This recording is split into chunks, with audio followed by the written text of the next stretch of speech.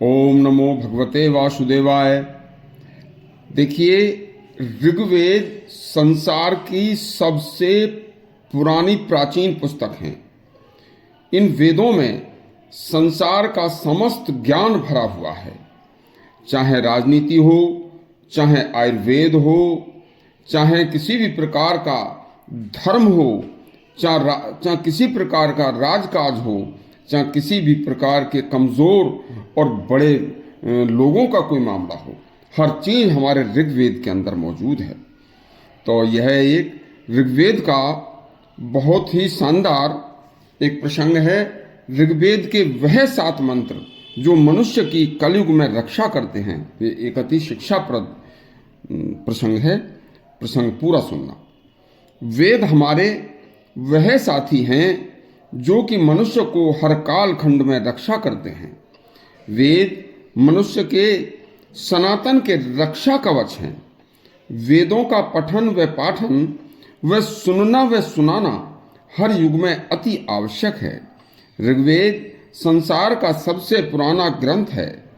ऋग्वेद में मनुष्य को घोर कलयुग के कालखंड में भी बचाने का तथा पाप रहित जीवन को पूरी विधा बताई गई है।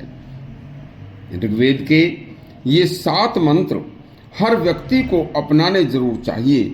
ऋग्वेद कहता है, जो मेरे 7 मंत्र अपने जीवन में उतार लेगा उसका कलयुग में कोई कष्ट उसे नहीं होगा। देखिए कौन से हैं वे 7 मंत्र, सुनिए। नंबर 1, चोरी न करना। किसी भी जघन्य से जघन्य परिस्थिति में भी कभी किसी की चोरी नहीं करनी चाहिए। नंबर 2, व्यभिचार न करना। व्यभिचार मनुष्य को महान गर्त में ले जाता है, इसलिए मनुष्य को व्यभिचार करना तो दूर, व्यभिचार के बारे में सोचना भी नहीं चाहिए। नंबर 3, सुरापान न करना। देखिए, सुरापान मदिरा पीना, शराब को पीना, तो देखिए यह इतना अति अपवित्र पेय है, इससे पीना तो दूर, हाथ भी नहीं लगाना चाहिए। यह एक अति अपवित्र पेय है। इसको बनाने में करोड़ों से भी ज्यादा जीवित जीवों का खून, मल, मूत्र, मांस, हड्डी, खाल का रस निकलकर शराब में जो मदिरा बनाई जाती है, इसे शराब कहते हैं, उसमें मिल जाता है। करोड़ों जीव शराब को बनाते समय जीवित ही उबाले जाते हैं, तब उनका सब कुछ शराब में जाता है। इसलिए यह एक अति अपवित्र पेय है। इस अपवित्र पेय को के बर्तन को यदि 1000 बार गंगा जल से धोया जाए तब भी यह बर्तन पवित्र नहीं हो सकता।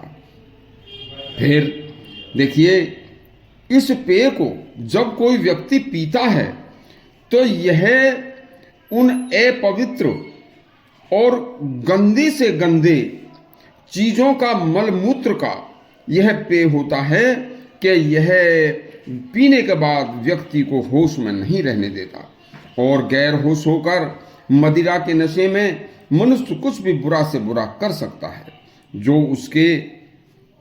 उसके बाद देखिए नाश का उसका कारण बन जाता है। नंबर 4, भ्रूण हत्या न करना। गर्भ हत्या अति महापाप है, जो किसी जीव को संसार में आने से पहले ही मां के पेट में ही उसकी हत्या कर दी जाती है। इस महापाप से मनुष्य करोड़ों वर्ष तक बड़ी ही कष्टमय योनियों में भटकता है और करोड़ों वर्ष बाद भी उसे मनुष्य की दुर्लभ योनि नहीं मिलती। इसलिए गर्भ हत्या कभी नहीं करनी चाहिए। नंबर 5, ब्रह्म हत्या।